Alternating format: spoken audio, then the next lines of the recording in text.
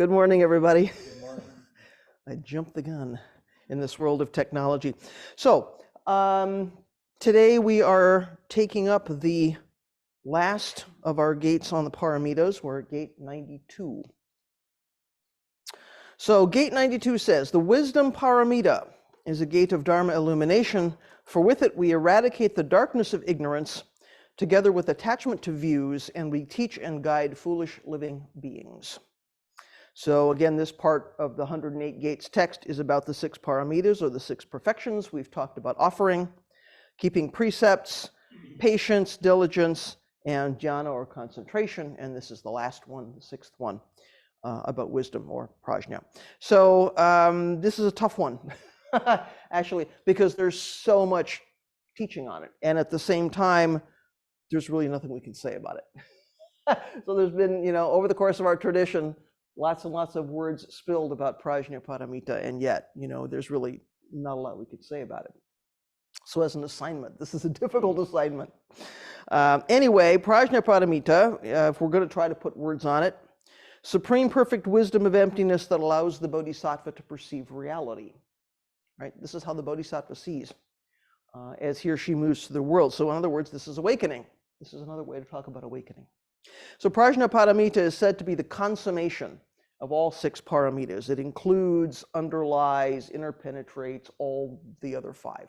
So in a way, we can't pull these things apart. Like so much else of our tradition, whenever there's a list of something, provisionally we can say there's 6 items on the list, or 3, or 10, or 108. But of course, we can't actually pull them apart. They're really deeply interpenetrated. So Uchiyama Roshi says this paramita is the foundation of Buddhism. That's how important this thing is. That's how central this thing is. Prajna paramita, he says, is the foundation of Buddhism as a whole.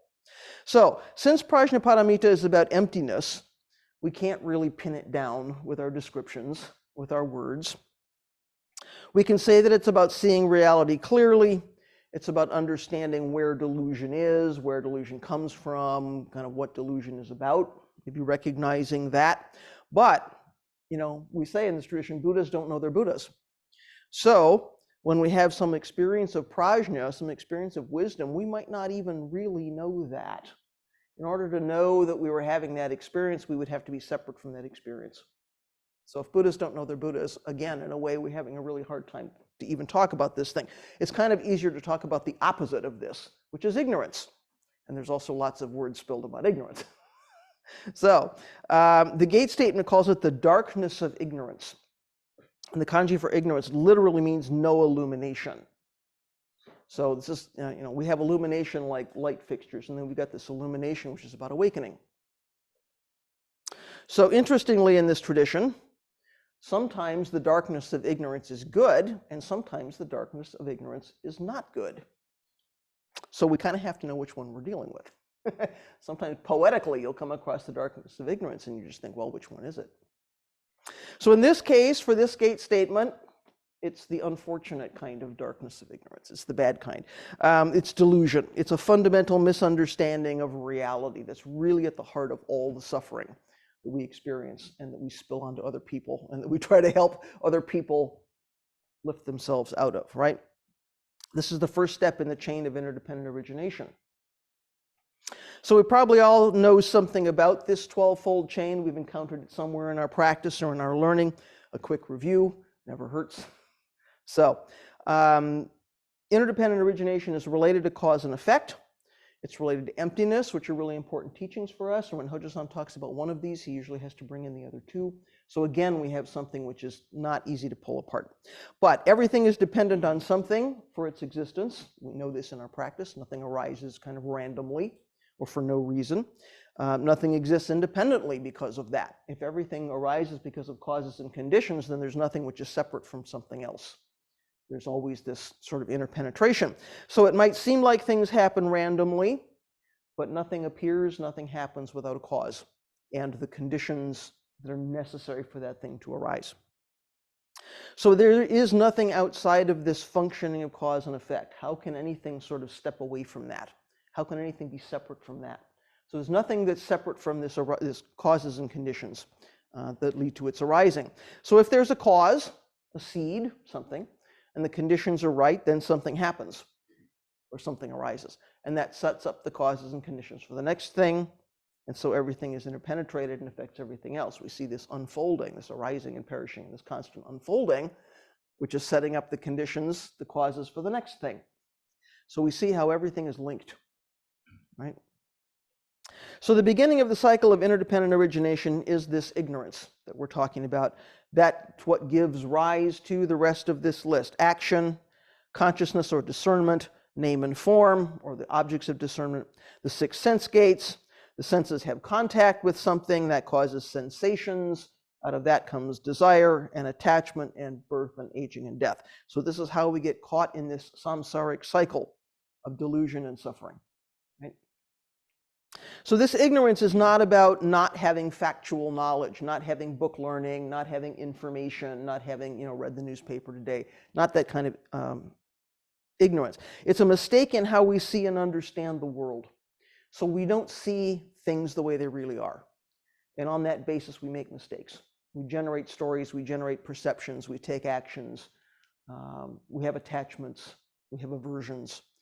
So on the basis of just not perceiving reality the way it really is, that's the spark for all of the rest of it. So it's when we don't get that all things are impermanent, or we don't get that there is some essential, fixed, permanent self that we can point to. It's the basis for everything else, all the other delusion and suffering we have.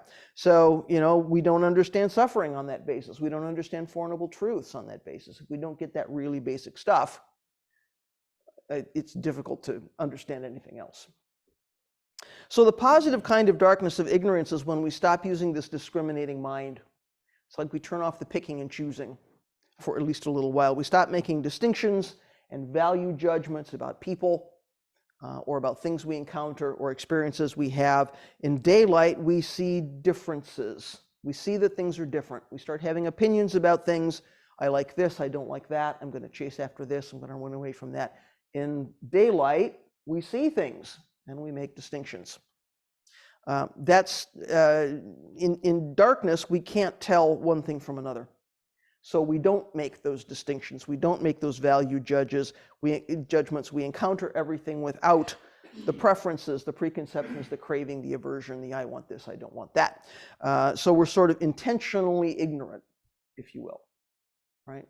So even though this room may be dark, we know there are individual cushions, there are items here, there are things we use, but in the darkness we can't see them. We know they're there. They don't go away. They don't merge into some massive undifferentiated stuff. And yet we can't pick and choose and say, I like that cushion better than that one. Or that's my bench and that's somebody else's bench, right? So we're sort of intentionally ignorant in that way. This is not what the Gates statement is talking about, but it's useful to know that there are these two ways of looking at this thing we call darkness of ignorance. So we turn our delusion and our ignorance around with prajna paramita, or with the wisdom paramita. So this wisdom sees emptiness. It sees how the world really is, right? It sees how things really work. It sees how the world really is. So how is this world really? Well, it's full of the three marks of existence, isn't it? Another sort of basic part of our tradition and our practice. So we have impermanence. Everything is changing all the time, whether we like it or not. Why? Because causes and conditions are changing all the time. Even impermanence is impermanent in that way, right? Things are always bubbling, moving, changing, evolving, arising, perishing, right? There's nothing we can grab. Everything's changing all the time. That's the first one. Suffering. Suffering is a mark of reality for us, right? We always want things to be different than they are. This is the way I summarize it, right? We always want something to be different than it is. I want something I don't have. There's something in my life I don't want. I have something which is really good. I'm afraid it's going to leave me.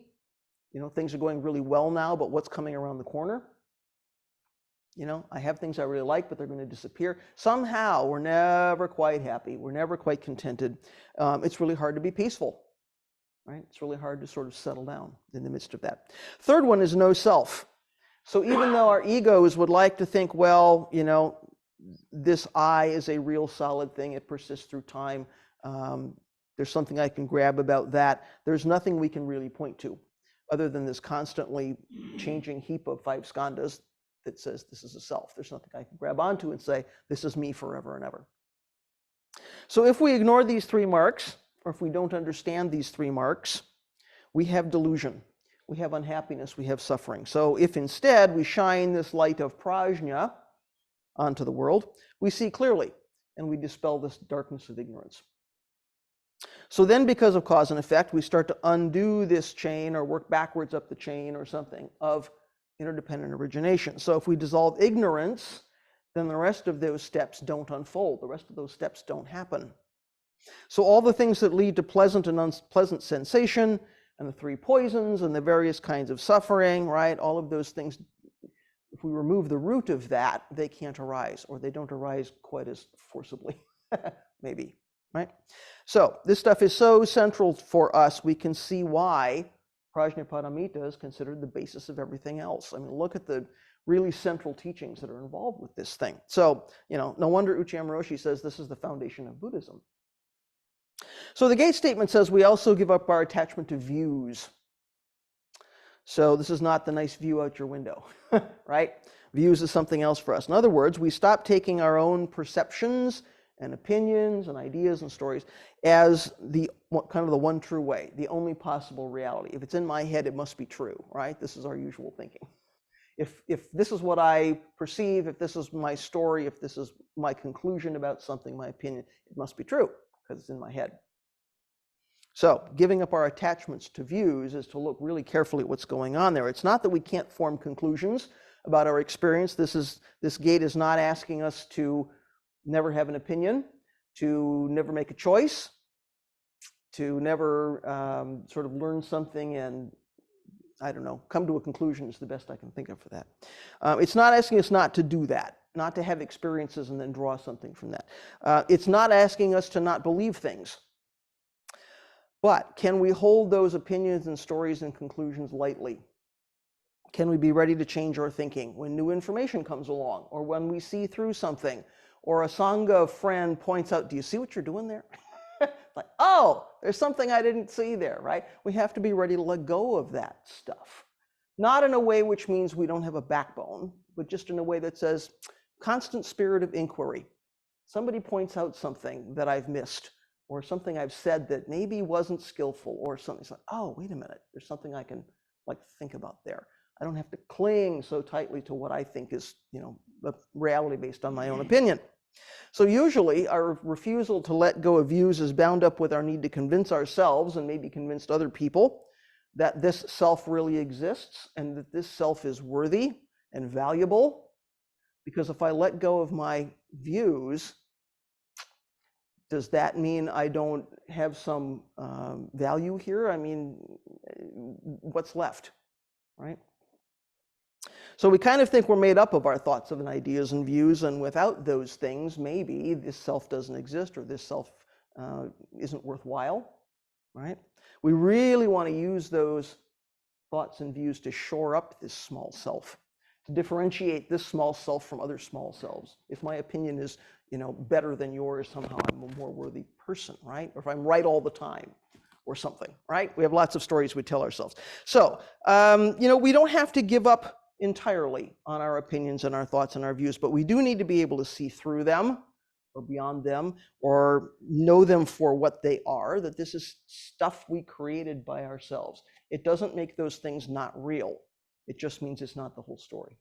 So it's not that our opinions aren't real, they're very real, but it's not the whole story. And it's very difficult sometimes to see around that, behind it, beyond it.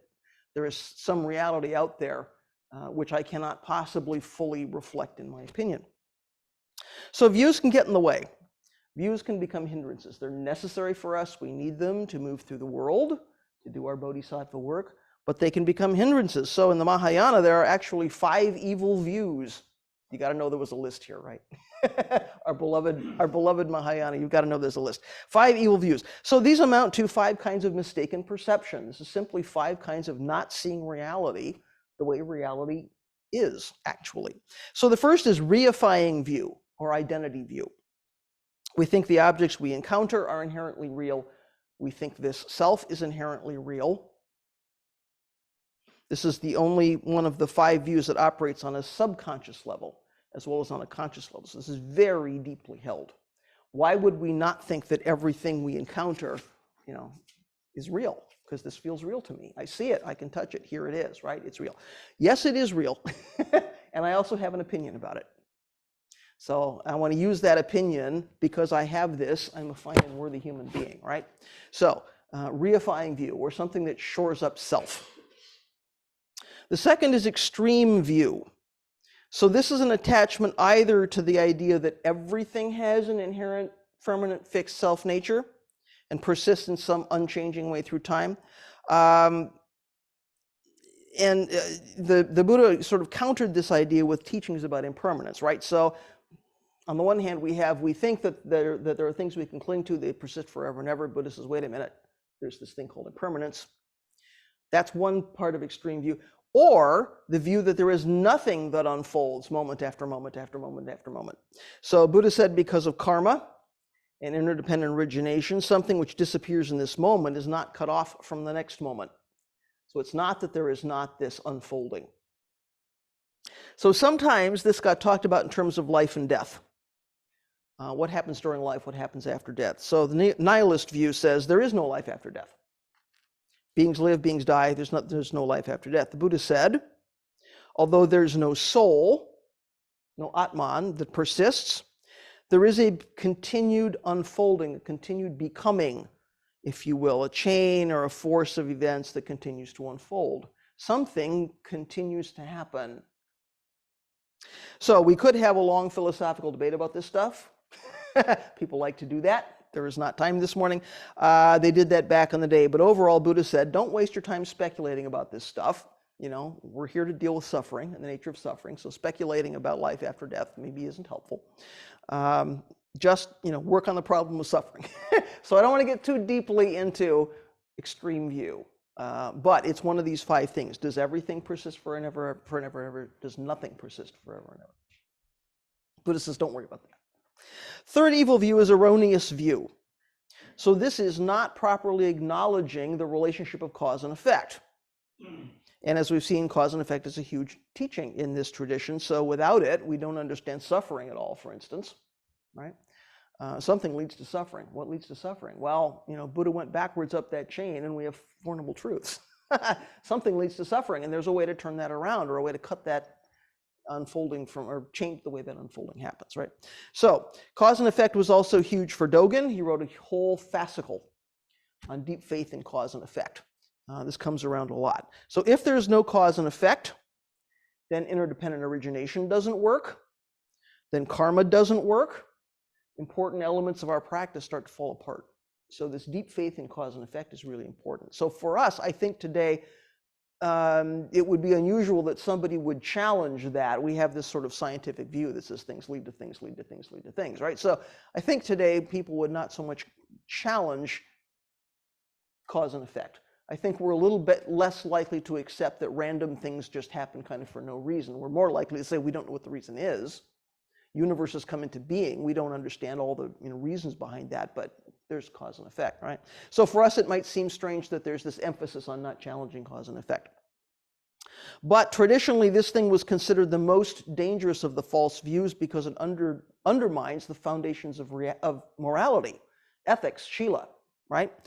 It doesn't matter what I do, so I can do whatever I want. It doesn't matter if I hurt people. There's no outcome for that, right? It also means that religious practice is meaningless because there's no way of liberating beings. There's nothing that we do that leads to a positive outcome for somebody, or liberation, helping people sort of let go of their suffering, right? It just means we're kind of paralyzed. If there's no cause and effect, there's just a lot of our practice that falls apart.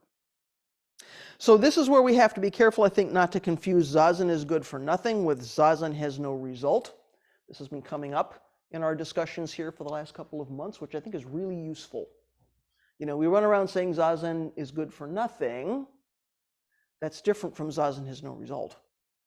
It's a difference of what are we clinging to. So zazen is good for nothing means we sit down without any expectation that we're going to be hit by lightning and go floating off on a purple cloud, or that our lives are going to magically turn around, or that we're going to do less procrastinating, or less of the things we don't like. We're going to become people we like better.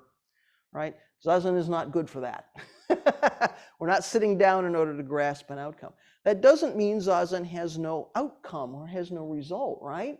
My guess is everybody here has seen a change in life because of practice, because of sitting and settling and letting go of views and facing the wall and becoming very, very intimate with what is this set of 5 skandhas. We're not looking for that outcome. We're not going to run around and boast about it. I've been sitting 20 years. I'm a different person, right? We're not going to do that. But there's a difference between Zazen is good for nothing and Zazen has no result. I just think it's an important distinction.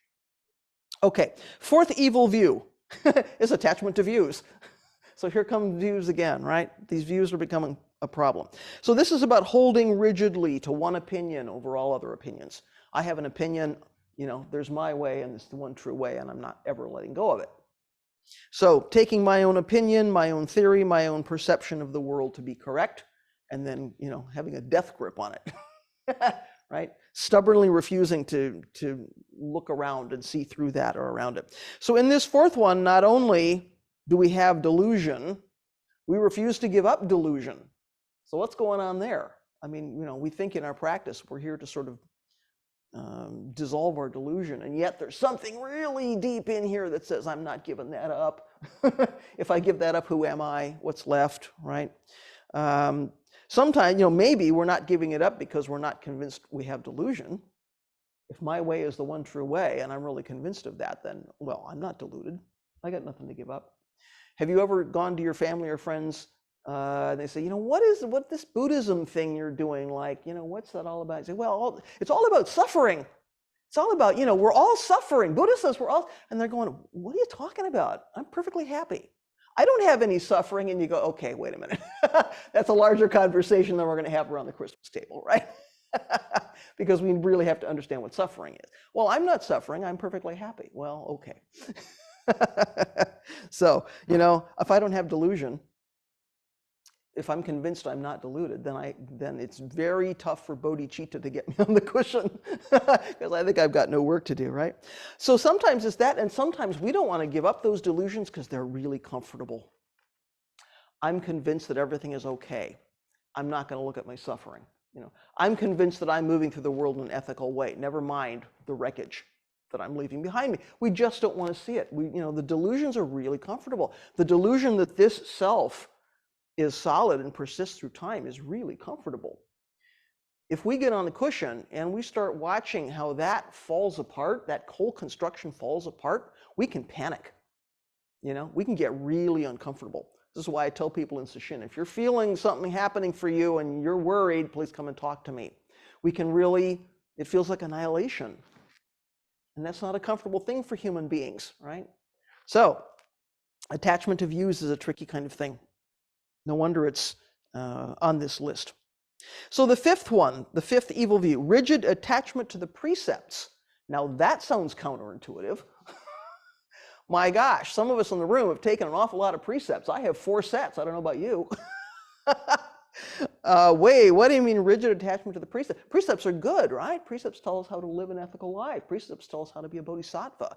Really, precepts describe this one true reality in a very clear way. So why would we not be clinging to that as a life raft? Well, this is about misunderstanding the role of precepts in our practice and considering, you know, sort of clinging to precepts to be the one true way of getting rid of our suffering. So if I just live an ethical life, I use the precepts as my yardstick to measure my own actions and to measure everybody I come in contact with, then somehow I will be liberated from suffering. Well, it can be easy to fall into this trap, right? Especially if we've just taken precepts for the nth time or just been to Ryakusatsu and heard them again. It's really easy to say, this is the measure of a good life, and to start applying that. Oh, look at that person, they're not doing this. Look at that person, they're doing that. Or look at this one, made that mistake again, right? We cling to this thing. It's like we don't know how to describe this undescribable reality. So here is maybe some clue about what reality looks like. We really want to hold on to that thing. So yeah, that won't work. We all know, right? That won't work. There's a reason that the Eightfold Path includes wisdom and concentration and morality of prajna, shila, samadhi, right? It's not just one thing. We need the balance of all of that stuff. These three things have to be in balance. Ethics without wisdom can just actually lead to more suffering. It's just more judgy stuff, right? So sometimes bodhisattvas have to break precepts in order to save beings. So passing judgment is a risky thing. We don't know the whole context for what we just saw somebody do. Maybe that really was the most ethical thing that person could have done, the most wise and compassionate thing that person could have done. But from out here, it just looks like somebody attached to ego breaking a precept. So it's really risky to use that as a yardstick. Just waving these precepts around is not enough to end suffering. It's just a list of dead rules at that point, because we're just holding it up there and going, okay, no, doesn't match, right? Doesn't work. So without settling down in zazen, without letting compassion arise, without letting clarity arise and wisdom and all that stuff, it's just a list of things we could post on the wall. So clinging to that and misusing it in our practice is an actual danger. It's an actual thing, right? So it's a hindrance in our practice that sort of deadens our practice, deadens the precepts. And the precepts are very much alive, right? I mean, the precepts are really moment by moment by moment by moment, unless we cut off their life by clinging to them in this kind of one-sided, flat, ignorant way. So, we do that. We tend to use precepts for stuff that they were never intended to be used for, right? So we have to be careful. So the end of the gate statement says, with prajna, or wisdom, we let go of our attachment to views. So all these views. Hojo-san had something useful to say, I think, that really covers all of these 5 views. So he says, when we practice Buddhist action like a burglar breaking into an empty house, letting go of self-centered hunting mind, each moment manifests the eternal Dharma body of the Tathagata. This is what Sawaki Roshi means when he says it's pointless to live a life that lasts only 70 or 80 years. Our 5 aggregates last as an individual at most several decades and then disperse. When we drop off body and mind as Mara and express prajna, or wisdom, then our impermanent conditioned bodies and minds manifest the eternal Dharma body, living this way, becoming a person who will never die. So when we stop acting like Mara, when we stop clinging to our delusion, we start acting like Buddha instead, or we let go of delusion, manifest prajna, the 5 views stop being problems, right? We stop clinging to 5 skandhas, we stop worrying about whether or not anything lasts forever, we see cause and effect, we get that our opinions are only our opinions, something we created, and we can practice properly with the precepts. So then the gate statement says we can teach and guide foolish beings. We can be bodhisattvas, the bodhisattvas we are, and we can teach and guide foolish beings. So we know at the end of each one of these gate statements about wisdom, the last thing has been we teach and guide some kind of being. So in this case, it's foolish beings. So these foolish beings are folks who don't yet understand 3 marks of existence. They just sort of go along accepting that this samsaric world is the whole story. They can't sort of look behind the curtain.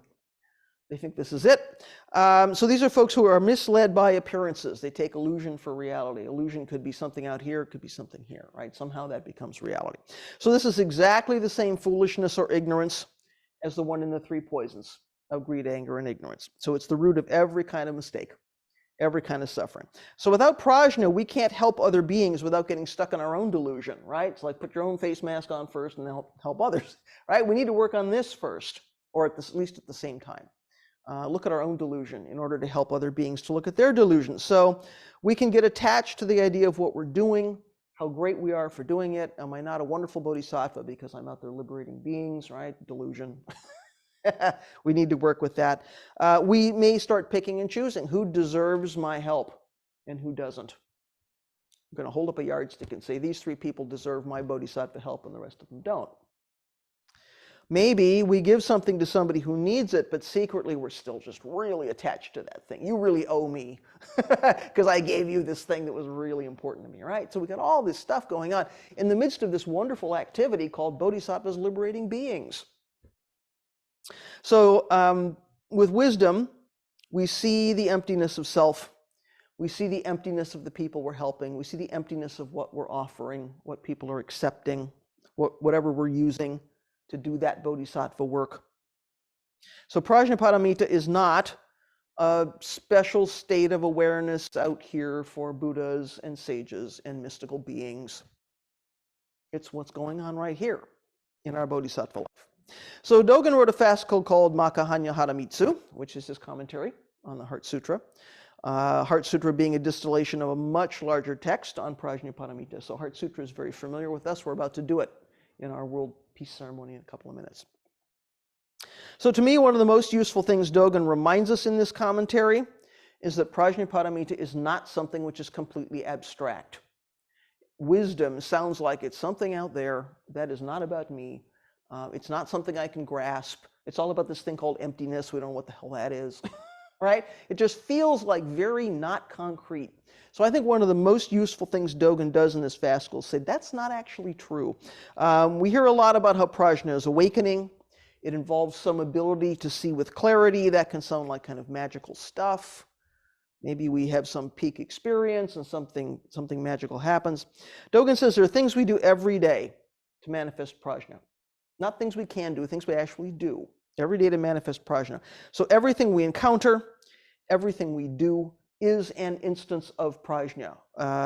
Even our senses, our sense gates that lead us to attachment, even our suffering, even the natural elements in the world that we encounter, everything is an example of awakening.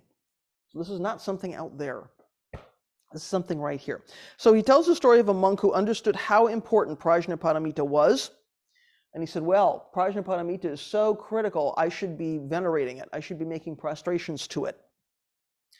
But the outcome of that conversation was the way to venerate Prajnaparamita is to make prostrations to all things. And Buddha said, yes, that's exactly right. If we're really venerating all things, making prostrations to all things, that is how we venerate Prajnaparamita, because it's not different. So Dogen says, in this very moment of veneration and prostration, prajna manifests itself in practical approaches such as keeping the precepts, quietly meditating, manifesting wisdom, and so forth, and saving various sentient beings. This moment of veneration is called nothingness. The approaches to nothingness thus become practical. This veneration is the most profound Prajnaparamita, subtle and difficult to fathom. So you think there's no gateway into prajna, that it's something abstract out there. Actually, it's the reality, moment by moment reality of our lives and our activities and the things we do. So Uchiyama Roshi says it's choosing the actual reality of your life as reality. Choosing not to be clinging to your opinions, your ideas, your stuff, and instead choosing actual reality and saying, oh, that's what reality is, which doesn't discount or leave out your opinions. There's something else going on. There's a larger story. So I like how he says you actively choose reality, the real reality, right? So in other words, it's not your idea about how things should be. It's not your incomplete picture of how the universe works. It's real reality. So having that realistic outlook is exactly how we teach and guide foolish beings, right? If we're caught up on our own clouds of unknowing, it's pretty hard to help somebody else. But we have to be really careful about thinking that prajna is a tool which is separate from ourselves and our activity that we use to save beings. This is not some separate thing that I pick up off the shelf and now I'm going to go out and save beings, right? Again, we're creating a separation. We're also making Prajnaparamita into something we own because we're using it for something rather than it's already here and there's nowhere that it isn't. So with real prajna, you and your activity and the person you are helping are one piece. There's no way we separate that. Say there's a tool I'm using to help somebody. There's an I and a tool and an activity and a recipient, right? There is total dynamic functioning. So again, Hojo-san says, we usually think prajna, or wisdom, is a kind of device that helps us to see the reality we usually cannot see. When we have some problem with our eyesight, we use a pair of glasses. We think wisdom is the same as a pair of reading glasses. Without them, I cannot see what is written, but with the help of that device, I can see and read the sentences. However, the prajna and the reality are one and the same thing. The wholeness of subject, action, and object is itself the practice of Prajnaparamita. Seeing that total dynamic functioning, yes, it's a linear transaction in a certain kind of way, but also seeing the total dynamic functioning and the non-separation is prajna. That is prajnaparamita. So it's another way to say that the way to venerate prajnaparamita is to make prostrations to all things. So wisdom is the bodhisattva and the activity and the recipient without any idea about what that means or who's doing something or what they're doing. There's just the reality of that activity. So Hojo-san goes on to remind us that zazen is also not a tool to gain something that we can use to help others. Just like prajna is not that, zazen is not that. So it is not a matter that when we practice zazen, or action, the sitter, subject, attains prajna, wisdom, and is enabled to see the truth of emptiness of the five aggregates, or objects. The sitter, the five aggregates, prajna, and emptiness are simply one reality. So we can see how if prajna equals emptiness equals reality, then everything is prajna, the way Dogen said. Even our mistakes, even our preconceptions. The reality is that we make mistakes. We're not ever going to be at a place where we're not making mistakes, but can we see them clearly? Or do we write stories about them? Or even deny their existence? Well, I made that mistake because of somebody else, right? We always want to blame. Well, that wasn't my fault. That mistake happened because something out there. Or that wasn't a mistake. I meant it that way. Or, no, that really didn't happen. Or, we do lots of things with our mistakes. We write lots of stories. So our mistakes, our preconceptions are part of reality, and can we see them clearly too? Not just the mistakes of others, and we have compassion for them, but this one, wisdom and compassion. So now I've said some things about, now let me back up a minute. So wisdom doesn't negate the existence of suffering. If I see clearly, I see everything, including suffering, including delusion. That's the only way to carry out our bodhisattva work, really, from this really firm foundation in reality. If we're floating around somewhere unattached to reality, it's very, very difficult to help somebody else in the reality of his or her suffering, right? Got to start here. Wisdom is really critical to doing bodhisattva work. So I've said some things about how we need wisdom in order to engage other paramitas, because it is the quintessential sort of one of the six. It's the basic one of the six. But in typical Zen fashion, of course, that's not a one-way street. So we also need to engage with the other paramitas to support our practice of prajna.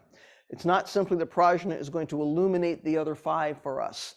It's that we need the other five in order to practice prajna. So again, we can't really pull these things apart. So if we look back at the previous five, offering or giving reminds us that giver, receiver, and gift, as I say, are not three separate things. Also that it's good to put our craving and our attachment to one side once in a while, see clearly that it's not possible to possess something forever. We can be a little bit open-handed. Causes and conditions change. There's really no self that we can create, defend, shore up, whatever, with our belongings or with our knowledge. Sometimes knowledge is something I own, and I'm going to use it as currency. I'll tell you something if you tell me something, or I'll stand up and be an expert on something. In return, you give me respect, admiration, a job, whatever, right? Okay. Keeping precepts shows us how the world actually works. Our desire to break precepts decreases when we stop wishing that our lives or the universe or something was different than it is. So, we stop ignoring the reality of this moment, even if we can see it. Sometimes I see very clearly what the reality is. That's not what I want. I'm going to ignore that and do something else, right? And that's when we tend to break precepts. I want something. The reality is it's not mine. It's yours, but it's mine now, right? We have this desire to do something a bit unethical when we don't see clearly. So keeping precepts allows us to settle down a little bit, let go of our craving, our attachment, our aversion, supports our practice of prajna. Third one was patience. As we saw several weeks ago, patience is closely tied up with cause and effect. So here we are again at cause and effect. We can see that things arise because of causes and conditions rather than something which is random or something which the universe is aiming at me like a cannon. So I don't have to take things personally. There's a reason people do stuff. It might not be me, There's a reason things happen, even things that are, pretty difficult. It's not something I need to take personally. I can have a bit of patience with people, with circumstances, with my life, even things I find difficult. That's an exercise of prajna, taking action based on actual reality, not on my feeling that I'm under siege or something. It's not based on my ego. It's not based on the preferences of this illusory kind of self. Diligence, again, a few weeks ago, we saw that diligence is about putting careful, steady energy into something. So it's not enough to just read about prajna or consider it, something out there someday, yeah. Someday I will acquire something called prajna. At that point, I will be a bodhisattva, right? No.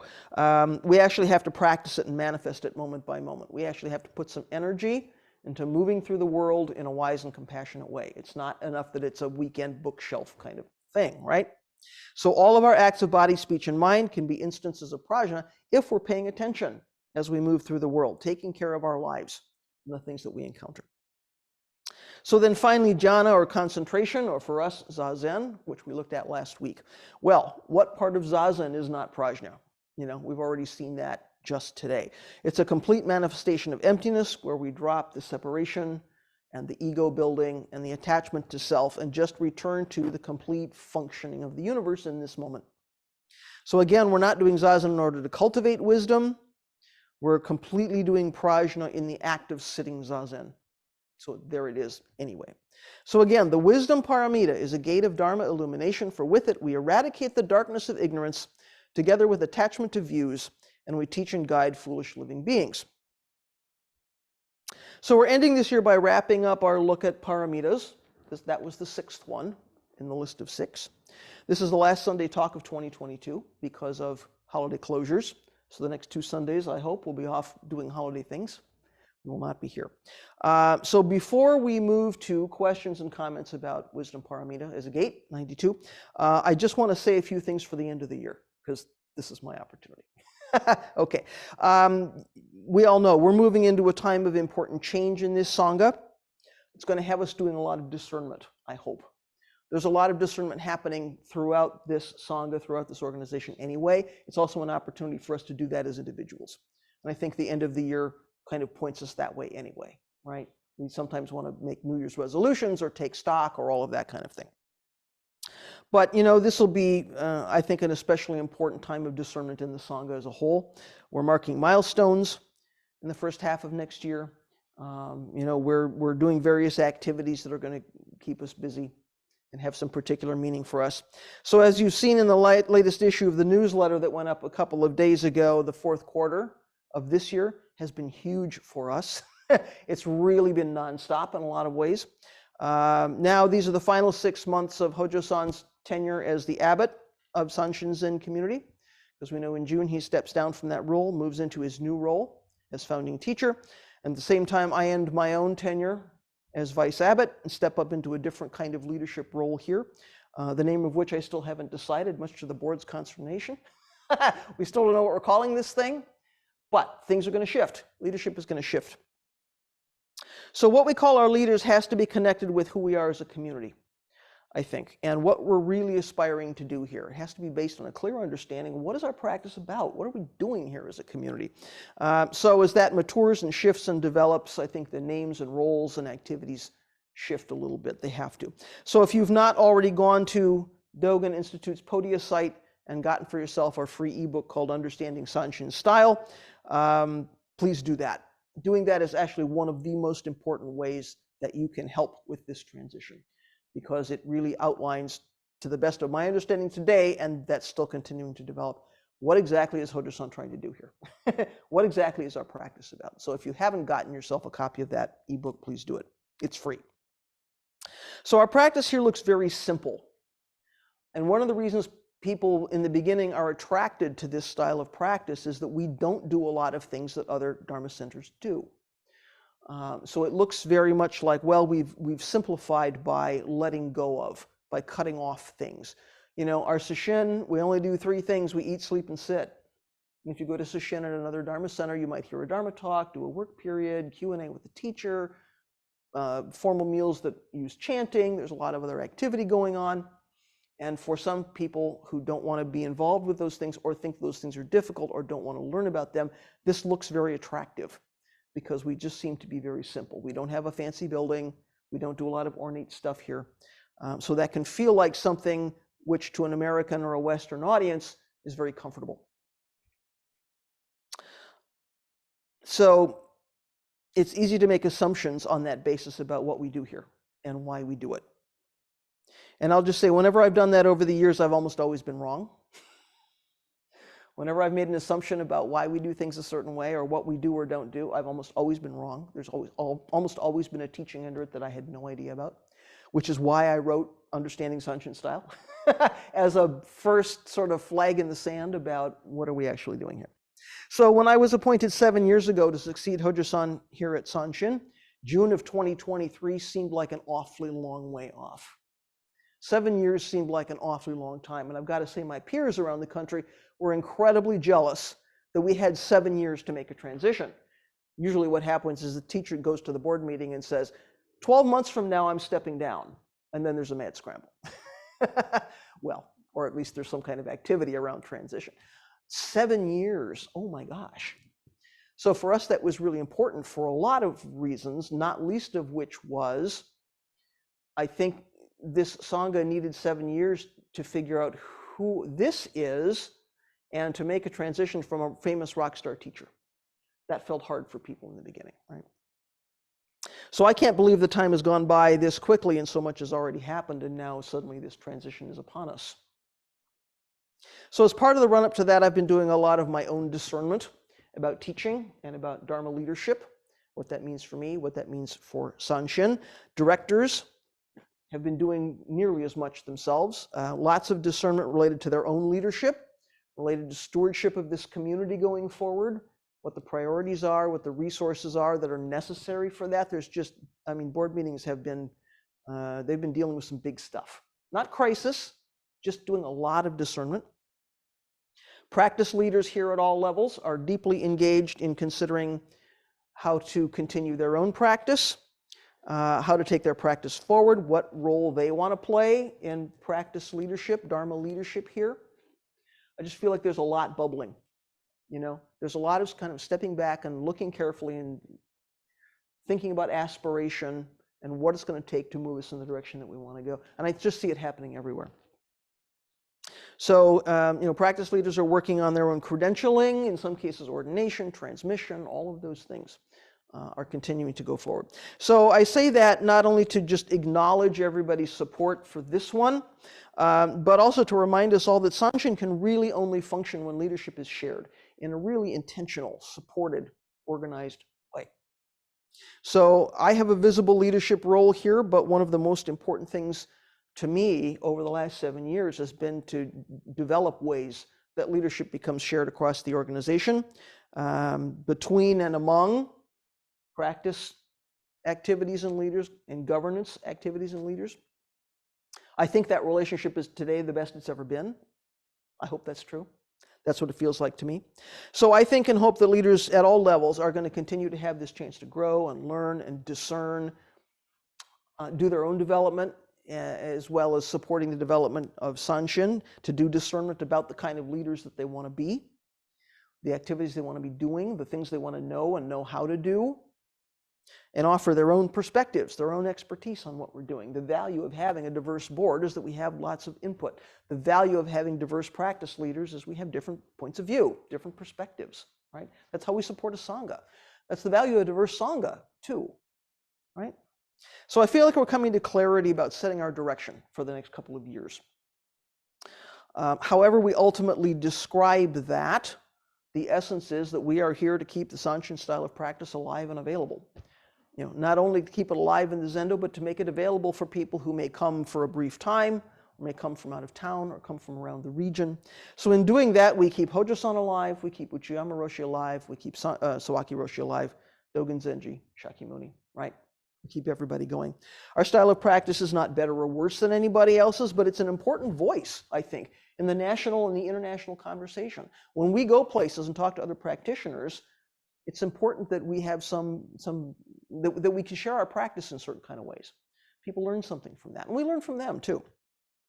So it's the most concentrated, distilled form of the practice of our entire Soto Zen tradition, in my experience. This is just the most concentrated, distilled version of the entire tradition. So that means there's just so much to continue to investigate and to unpack and discover. Some of it we can see, some of it we can't see.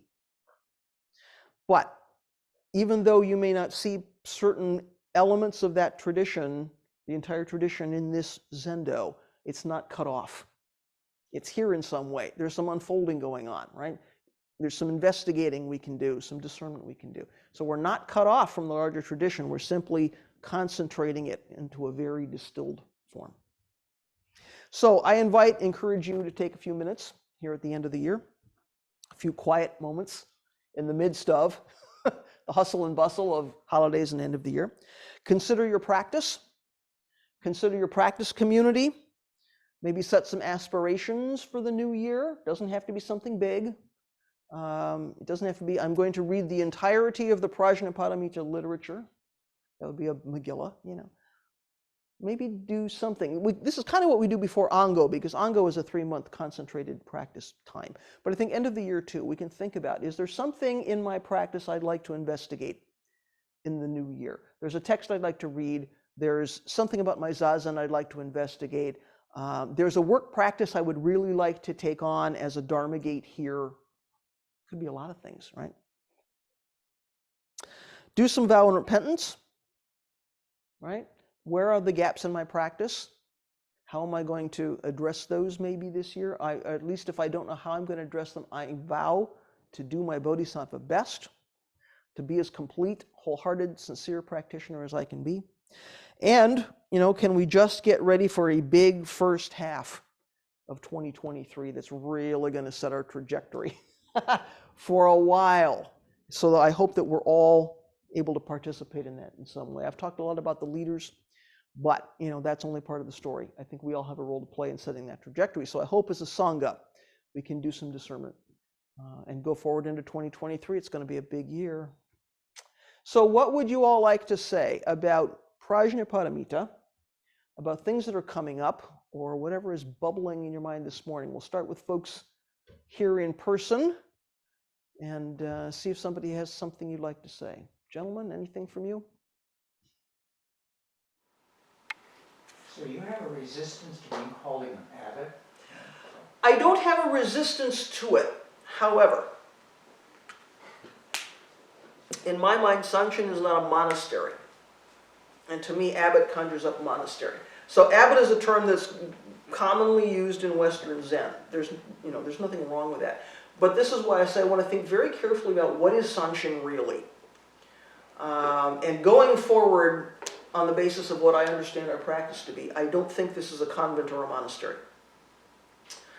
The other thing that hangs people up, and I don't take this personally because I get it, as soon as people hear or see or I sign an email, abbot or vice abbot, they think this is male. So then I would have to go to abbess. Well, if I go to abbess, that feels like a convent. This is not a convent. So, I mean, there's all this kind of subtlety, right? On the one hand, it's like, who cares what you call the job? But I also want to be really careful about how we're describing is the wrong word, but, you know, what's the practice that we're offering and keeping alive here? So I started, you know, a year ago asking, like, practice leaders, like, what do you think this should be called? And they're as confused as I am, really. I mean, a couple of them said, just be the abbot. It's what we're used to. If I'm going to be the abbot, I want to really be intentional about that and not just sort of inherit it. So for Hojo-san's tenure here, it was very appropriate. And now as I'm looking forward, I want to be as careful as I can be. Because we're also thinking about what is the human power that's needed in this community. Board is doing a lot of discernment about human resources, about potentially hiring, how we divide up the responsibility, the activity. So I just want to take all of that into consideration. That's why I'm not just adopting that without thinking about it. Well, let me give you a little bit of an argument. Please, if you help me get clarity on this, bless you. I also have a question embedded in here because this is a faded memory and I'm not sure I got it all together here. So I remember when Isan died, the abbot, we call him an abbot, of the Hartford Street Zen Center, it's right in the monastery. Mm-hmm. So there's the traditional thing. There was some kind of a ceremonial phase there for about 100 days where I mean, when an abbot dies, you know, you got to start immediately, and you got all these extra things you have to do. And then there was a ceremony, I think you call it ascending the throne or something like that. Ascending the mountain seat, Oh, Shinsan that's Shiki. it, yes, ascending the mountain seat. Mm. So are we going to do something like that here? We are going to do a very simplified stepping up ceremony, which derives from an actual abbreviated retirement and stepping up that you will find in the Soto Shu manual. We are not doing the full bore red umbrella procession from the guest house, Shinsan Shiki. That is not our style. So something will happen, and in fact, if you look at the website, June 24 and 25 is the stepping down and the stepping up. We will mark as a community leadership transition. At that point, I better know what the job is called. But we traditionally, you say we're part of a larger community, so we traditionally call people in charge of things like Zen centers. Don't we still use the term in San Francisco for abbot, or I mean, even though they rotated? Well, they might. However, I don't feel any requirement to do what anybody else is doing. I want to do what's right for this community. I'm pushing back at you now. Okay, that's fine. That's fine. So yes, there is an argument to be made that says in the larger Western Dharma world, everyone knows what an abbot is. And I think there are reasons to be thoughtful about that. In the end, maybe we keep that term. Maybe the broad consensus is, I should be an abbot. And if that's what people think, I'm not unwilling to consider that, but as I say, I want to be really kind of careful and thoughtful about that, because people see a word like that and they assume that our majority practice is residential, that we've got 24 people or 50 people doing a daily round of monastic kind of observance, which is just not what our community is. So, we could have a long conversation about how we're not exactly like Antaiji, and we're not exactly like your local church, and we're not exactly like a seminary, and all of those things influence what we do. But it's like if you pick one leadership title from one of those, it doesn't fit the rest. So I'm of two minds at this point. I'm having to be a bit careful because we do carry out a number of functions that your local church, your local temple would carry out because we have a lay commuting sangha, which Antaiji doesn't have. So there are things that we do which other temples in our family might not because of who we serve. So I have to take that into consideration, right? So it's more complicated than I would have thought, which is why I still don't have a name. If I recall, correct me if I'm wrong, Hojo-san, you came up with the term Hojo-san because you didn't want to be called Roshi, because you said Roshi is a word for an old monk, right? Old teacher. Old teacher. So what happened? You became a Roshi anyway. I'm old enough to be called. Fair enough. Just a point. He didn't get what he wanted. I know. So you might be stuck with Epic anyway. Well, it could be. We're part of a larger community. But, Roshi and is... Harvard Street was even smaller than this at the time that Philip was raised to Epic. Mm-hmm. And for them, I'm sure that title was appropriate. I just want to be careful. I mean, something like Roshi is not a title you're awarded by anybody but your students. That's not, there's no formal kind of level that says, Roshi. It's a title that you're given by your students. So in our case, I'm sure we started calling Hojas on that just out of affection and respect, whether or not he wanted it. Every once in a while, someone who doesn't know me and just sees the robe will call me Roshi, and I have to look twice, like, oh, what? That's All right, interesting. if you don't take the title Abbot, I'm going to call you Roshi. Ah, you're killing me here. Well, considering that I'm always after everyone not to put san on my name, I mean, that's going to be quite a thing. Unless you're speaking to me in Japanese, you don't need the san. All right, interesting. Other reflections, comments from people here? Thanks for pushing me. This is what we need to do. Other things here this morning? Sagan, please. I was curious. You talked about prajna not being a tool that we use. I was kind of reminded of the saying. I think I don't know which of the writings of Dogen it comes from, but he talks about Jiju Yu Zanmai, which I think means using samadhi. Right? Receiving and using. It's really circular. It's receiving and using, so it's being right in the middle of this prajna that's going around, if you will. Yeah. So there is some sort of using, but it's not only one way. It's not like I own something which I'm using for something. It's my impression, my mental image whenever I hear that phrase is that there's something coming in and something going out, right? That there's this circular kind of thing. I'm receiving something and I'm turning it around and I'm sort of giving it back. Sort of like channeling. Yeah, so that it doesn't feel like, well, I have all the wisdom and it's going this way. And it doesn't feel like there's wisdom out here and I'm like taking it in for my own whatever. It feels like it's total dynamic functioning. It just feels like there's wisdom coming in, going out, coming in, going out, which is just not anything other than the activity of this moment. So that's interesting. I hadn't sort of put that together, but yeah, I think that's relevant. I think that's connected. Other things in the room today?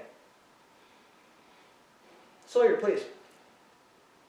So I'm thinking about the Uchiyama Roshi's calling Prajna Paramita as like foundation of Buddhism. And something about that word foundation is ringing for me. I think sort of because I know that, you know, in 2 weeks I'm going to be stepping out of just living here.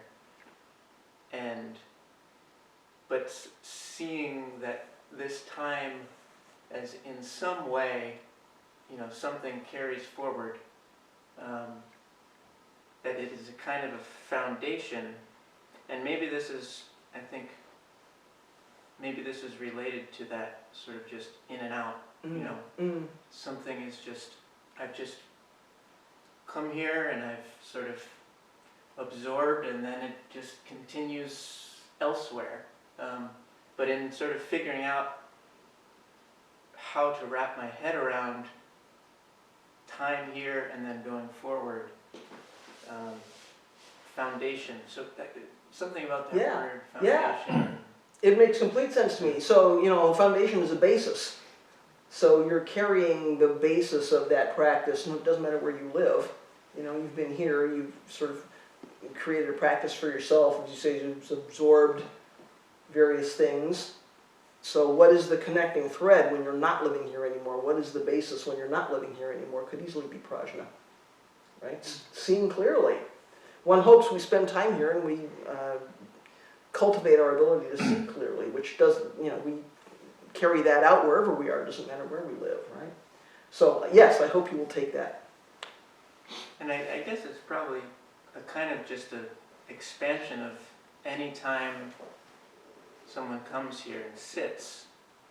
I mean, that's like a kind of concentrated residence here. Yeah. You know, it's like you're just, Yes. and that's a kind of a foundation, and then you go forth. Yes.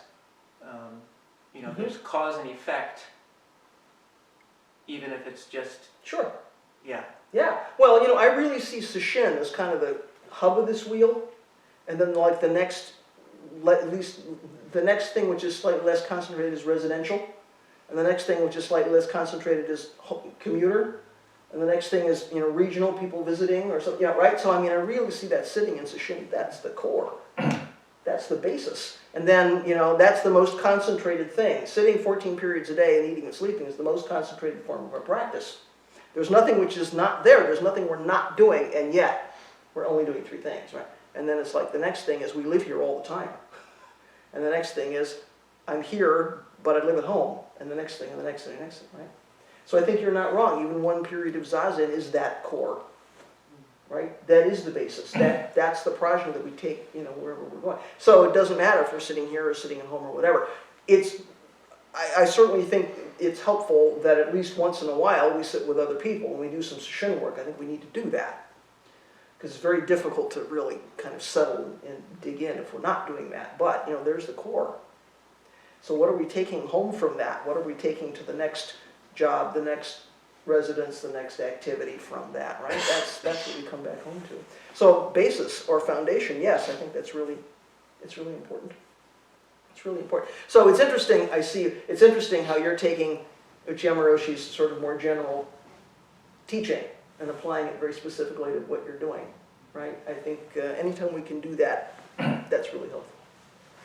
Please. I was sitting here waiting for, waiting to say something, and then Sawyer says it, and a way brings it up that zazen, how important zazen is this part, because it's like this colorless, formless, however tangible bridge to prajna. Yeah. That is where prajna comes from. Mhm. I guess it's the way that I think of it. Mm-hmm. It's certainly a complete manifestation of prajna. It's a complete prajna activity because nothing gets in the way, right? Colorless, flavorless, tasteless, nothing gets in the way. One hopes. And then in that moment, we're thinking, what am I going to eat for dinner? and we come back and come back. Other things in this room? Folks at home, anything you'd like to say today? Okay, this is Rasat again. Thanks so much. Always in gratitude for the opportunity to hear the Dhamma, and also for the comments that are in the room. Again, those that are away from the Sangha, how valuable to be able to connect into the Sangha at the various times virtually. To Sawyer's point, to be able to just have a distillation of the opportunity to take the practice and to kind of be in the lay Sangha, either remotely or, whatever close. But again, just giving us kind of the focus. We've talked about this before, about how if we are seasonally connected, the kind of introspection that we're having to give us the focus to think about what's coming up for the year, I think is a very critical time, for us to, I know for me, to be able to have something to really have discernment into the next months as we're doing the introspection. So again, supporting the Sangha remotely and looking forward to the opportunity as we move that the ship turning, to expand the whatever you're going to be called, and moving the teachers forward, the teaching forward into the next phase of however that looks.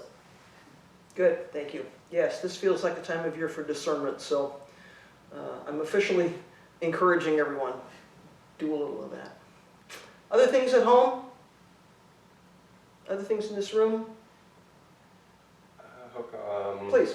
I'm curious about, let's see, the evil view about not being able to understand cause and effect. When you say that, most people kind of like intellectually understand this. Most people kind of see everything's, caused by something else.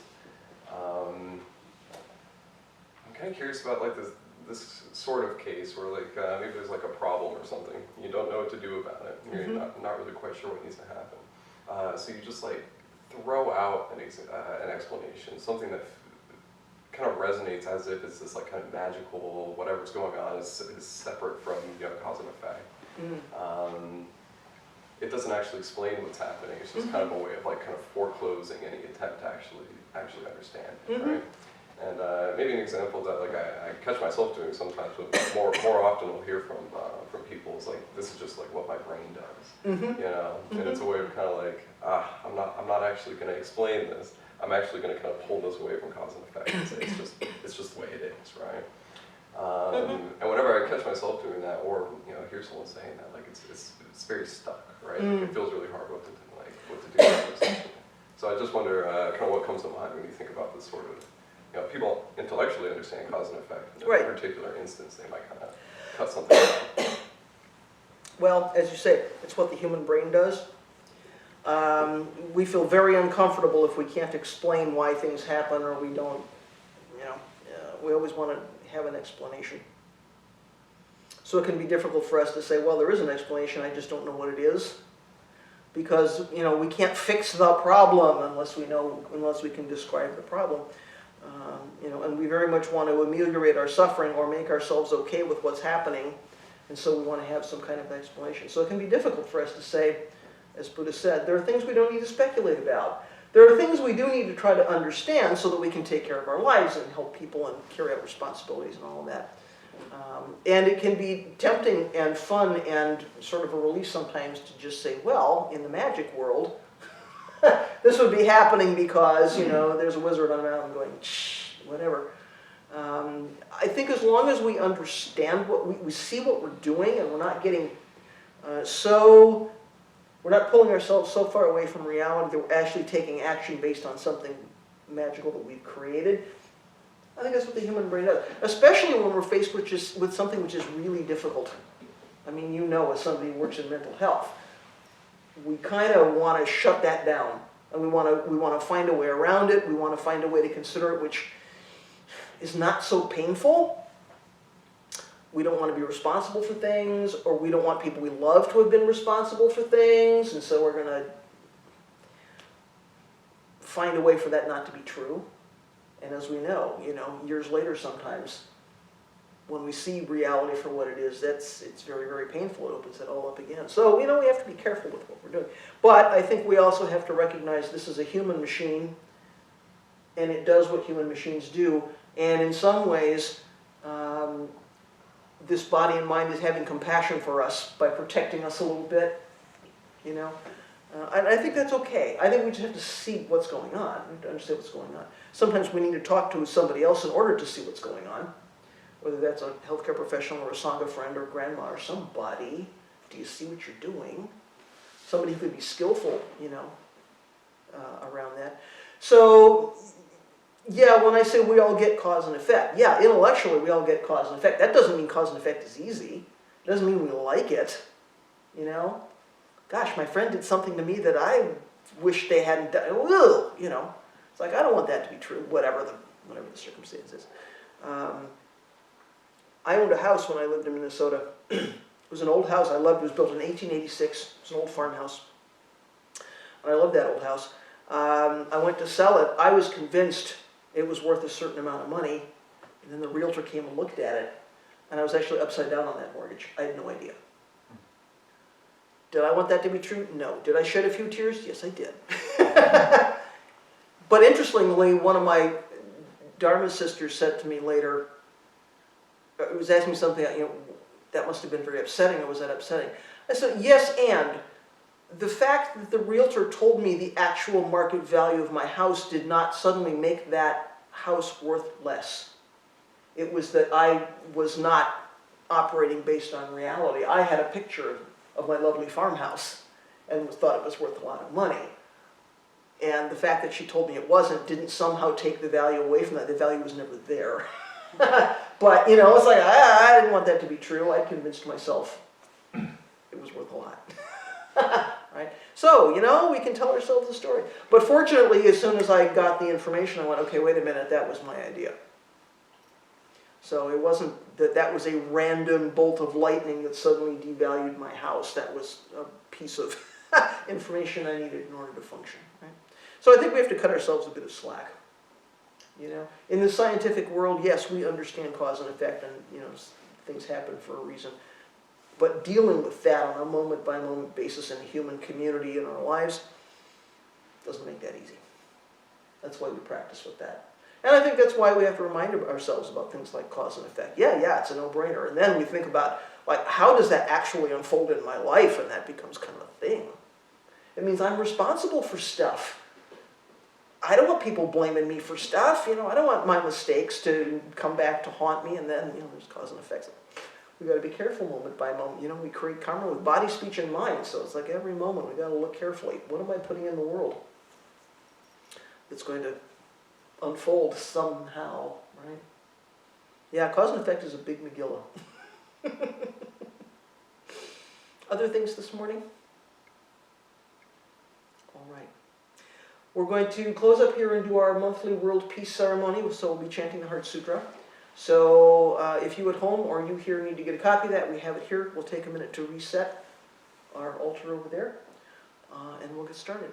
So thank you for a good year here at Sanshin. Thanks for your attention this morning and your practice. And we'll do our closing chant.